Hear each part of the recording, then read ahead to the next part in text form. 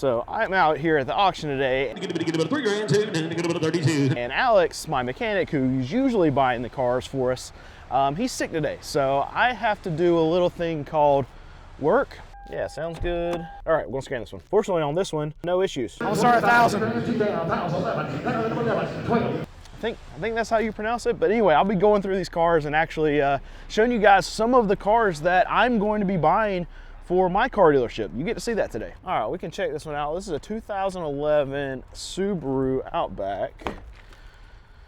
Yeah, it's got some stains on the seat. It's not my favorite, and it's a Subaru, so it's going to have some dog hair in there. You know what? I don't even have to look, but I can go ahead and show you. Yep. No way a Subaru exists without dog hair in it. Outback, outside body looks okay. So let's check this one out. One bad part about this job is I just have to kind of put my hand under the dash of these cars to find the plug-in for my computer, and sometimes you come back with something that you don't want on your hand, and it's gross. A lot of these cars are dirty, like they were traded in. People don't want them anymore. It's my least favorite thing about doing what I do right here. All right, and the Subaru is good. Checked all the boxes, we're good to go, and let's see if we can buy it. So I'm about to go into this auction. What I have to figure out though, because it's a little bit different, I have to do this, hold the camera, and bid on a car. How am I gonna do that? Let's see here. I'm starting at 1,000.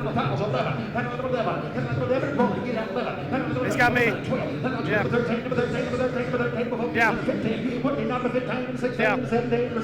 It's rolling out. Still bidding on it though. Yeah. He's got me at 1,800 bucks. $1,800. Sold it. Number one. That's me. All right. Here's one that I'll check out for my dealership. It's a 2012 Toyota Prius, 182,000 miles. Prius, they aren't my favorite cars, but they actually sell really well. And it's not about what I want to buy or the things that I want to have on my lot. It's what we can actually sell and what people will buy from us, right? So we're going to check this one out. Let's see if it's any good. All right, so this one actually checks out good. No codes and no monitors incomplete. Monitors incomplete. There's systems in this car that have to set. You have to drive them a certain amount of miles so the computer can check them.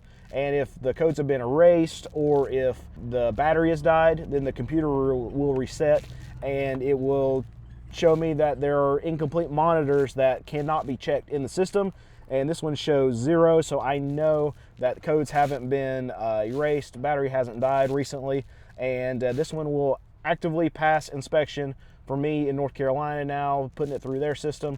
Every car that I have to, that I'm able to sell to a retail customer, I have to get it inspected in North Carolina before I can sell it. So this is one big thing that I have to check on each and every one of these cars before I buy them, because even something as small as just some sensors that have no effect on how the car drives or how safe it is or anything about the car that would make it function, if one of those sensors goes bad, I still have to fix it.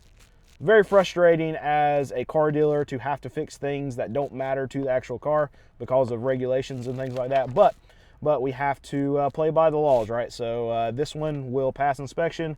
No extra money that should be spent on the actual fixing of the car, which was what we would hope. So we're gonna bid on this one. All right, here's the Prius. I mentioned it. 100 to 12 model, 182 miles here. Yeah, number 25. I'll start at 1,000.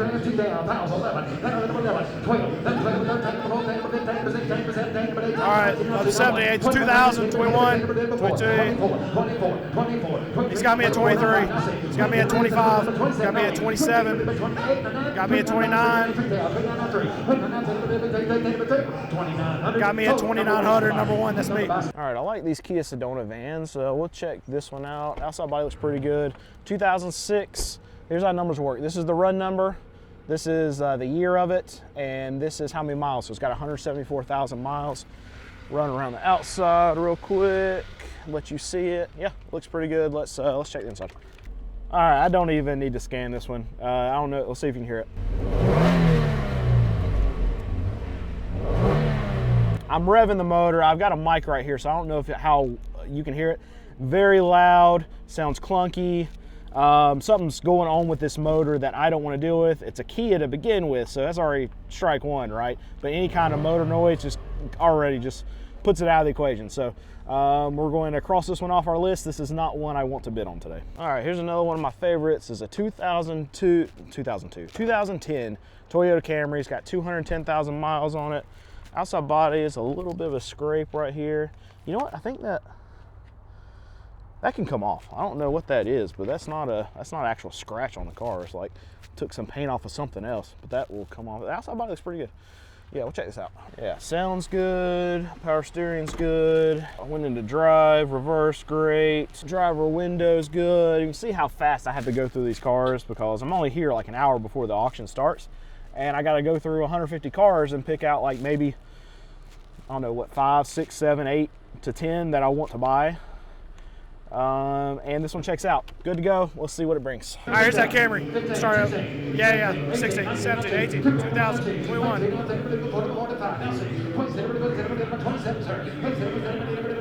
I'm at 28 right now. He's got me at the highest bid, 2,800. Sold it to me. Number one, that's me. All right, so this is one I want to check for our dealership. This one's a 2005 Honda. It's got a lot of miles on it. It's got 237,000 miles, so it's got to be cheap. Paint's kind of rough on it. Keep in mind though, what do I sell? I'm a car dealer. I sell cars that are $5,000 and under. So we have to buy older, high mileage, not cosmetically great cars so I can find cars, my goodness, the beeping, to be able to sell something like this. I want to sell it to someone for $2,500. So that means if you back end it, if I want to make about $1,000 a car, I need to pay about $1,500 a car. Now, what we can do right now, because we're loading up for tax time, and during tax time, we can sell cars for a little bit higher than what we get the rest of the year. We can pay a little bit more right now, even if we have to sit on it for 2 months, just because we have this load up period where we have to get cars. We have to have 150 cars in about 2.5 months from now, and I've only got like 85. So I have to pay a little bit more for cars right now than I am usually accustomed to, or I'll go a little bit higher than what I want to, just so I have those cars, because we will sell them, we will sell out.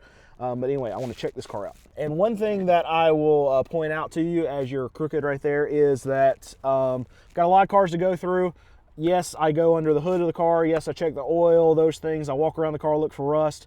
I'm not going to be filming everything today that I'm going through and checking out because I only have a limited amount of time. I've got to buy cars. I've got to make a video. Got to do that. But just know my checklist of I walk around the car, see how it is. I look for rust, look under the hood, check the oil, check the coolant, make sure there's no major leaks, start the car, make sure there's no knocking, no weird sounds. I check the transmission, put it in gear, put it in reverse, make sure there's no clunks, anything like that. I check the windows. Check the heat right now. It's colder, so we have to check the heat. AC doesn't matter right now because people aren't using AC.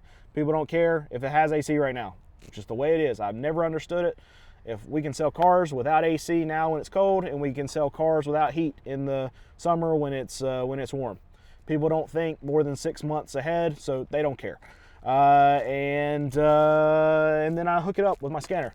Here it is. This is what I use right here. Check it, make sure it'll pass inspection, or it's got a small issue that we can fix. I'll still buy stuff like that. O2 sensors, cats. Sometimes if we can drive them out, or if like a lot of times these cars sit, so cats can get, the converters can get clogged up. We put some seafoam, run it through it. Hopefully it finishes out. But really, converters on these older cars aren't so much that we worry about buying a car that has a converter code in it. Not too worried about that. Top end sensors, misfires, things like that, coils, just trying to do the rundown of things that we are still okay buying. Small work. That's what we're still okay buying. I'm not gonna have to put a lot of money into it. That's what we're still open to. All right, so I've got this Honda hooked up, and this is the only code in it, cylinder 3 misfire, which is usually a coil, 9 times out of 10 whenever we're buying these, and that's an easy fix. So I will try to buy this car and hopefully get it pretty cheap. All right, here's that 05 Civic. It's at 700, 800, 900, 1,000, 1,100. I'm in now. He's got me at 1,100, I think. He's got me at 1,200.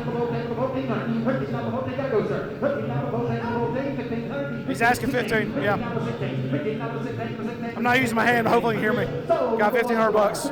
He said number one. Number one's my number. All right, I'm gonna check the Sienna out. It's a 2008. It's got 214,000 miles. I love the Siennas. I will show you something on this side though. It's been scraped. It's not that big of a deal for our car dealership. We can still sell it with this. Looks like it had a date with a pole. But let's check the inside. Battery's not dead. That's good. Hear it beeping. Yeah, sounds good. Yeah, very quiet, very quiet. All right, we're gonna scan this one. All right, inside's a little rough, so it's gonna need to be cheaper. I think that back seat is just folded down into the floor. Usually, I mean, the cars that we have to deal with, this is what I'm dealing with. I'm dealing with trash in the seats that we have to get rid of. There's stains on the carpets. Usually small little fixes here or there. Fortunately, I'm about to say unfortunately. Fortunately on this one, no issues, no codes, no incomplete monitors, ready to be inspected. Let me check the transmission. Yeah, transmission mounts is something that we have to worry about every once in a while on a Sienna. Everything seems to be good. This is one that we will bid on. All right, here's the Sienna. We started 1,500, dropped down 1,000. Up to 1,300, 14, 15, 16. Yeah. I'm at 1,900. Yeah, 2,100. Yeah, 2,300. Yeah, 2,500. Yeah, 2,700. All right, I'm out. Went to 2,800. I got out. They sold it, but not to me. And my favorite thing to buy at just about any auction, these RX 330s, RX 300s, 09s, got 200,000 miles on it. These cars are fantastic. This is a 350. 350, so it's got the bigger motor in it. Yep, we'll check this out. Inside's nice. Look at that. Look at that. Yeah, this is a great car for my dealership. I hope this goes cheap enough. Yeah, and no codes, no incompletes, will pass inspection. No problems. This is the kind of car that I will pay up for. I'm usually pretty cheap as far as what I will pay for most of my cars. Well, I do volume. That means we have to sell them cheap. But something like this, a customer will pay up for because it's just that good. It's a nice vehicle. So I'm going to do everything in my power to try to buy this this Lexus today. All right, here's that Lexus. It's going to bring crazy money, I think. I want it though.